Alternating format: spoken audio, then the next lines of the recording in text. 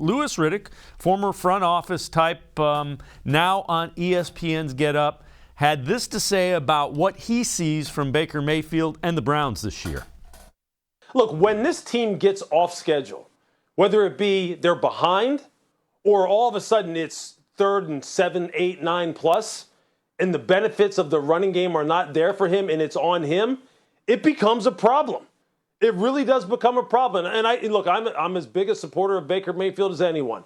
But those are the facts. They are. When this team gets away from being a run-centric football team, and let's just say 75% of the snaps are going to be throwing the football, he hasn't proven that he can handle that.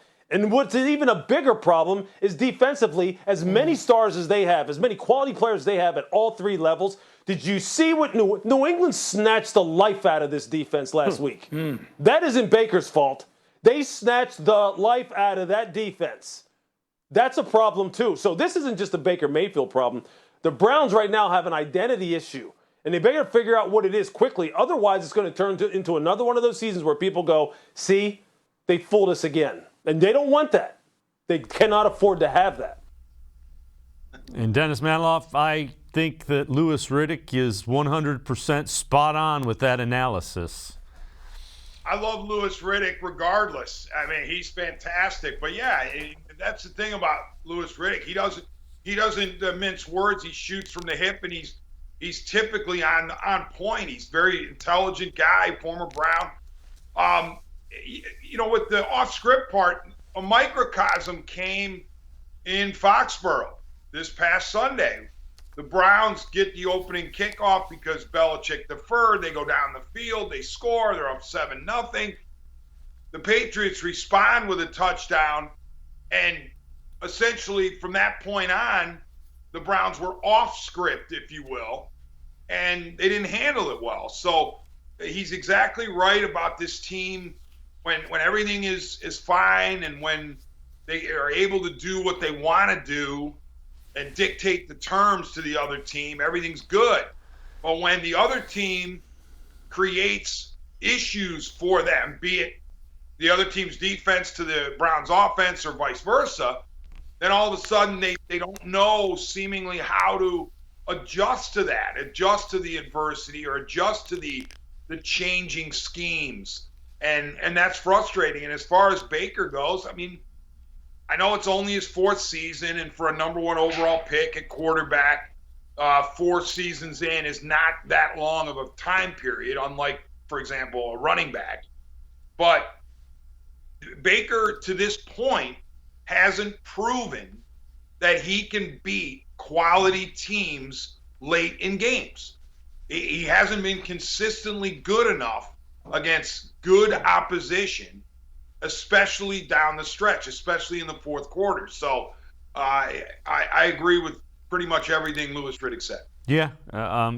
Let me ask you this. How are they 5-5? What is the element of this team? Because if you would have told me at the beginning of the year they're going to be 5-5, I probably would have laughed at you and like, yeah, who's out for the year would have been my question. What has gotten them to where they are, which is, they need to turn things up the last 7 games or they aren't going to be in the playoffs. Well, Dave, we could do this. I could answer this question in 3 hours. You and I could have a 3-hour show on this question alone. But let me just start by saying it's a system-wide situation. It's a building-wide deal. Not one particular person, I don't think, is to blame. But look at the front office. Did the front office actually bring in as much talent as we were told? Because when you look at the talent on this team, is it as great as we were told? Are the Browns vastly underachieving to this point, or are they closer to their actual talent level? So that's a question that I think, I would answer. I submit they weren't as talented as we claimed them to be in the offseason. As far as the players go, if your quarterback is not playing well, or if he's banged up, a combination of that, in the NFL, you figure you're going to be in trouble, and that's the case here. That's part of the reason why the Browns are mediocre. But a bunch of other individuals haven't played well. been hurt. You know, you had the Beckham situation. He turned out to be a colossal disappointment. Defensively, I mean, if you want to try to get a feel for why this team is 5-5, look at the defense. The defense has had some incredible games this year. And you're looking at them going, oh my gosh, I mean, this is awesome.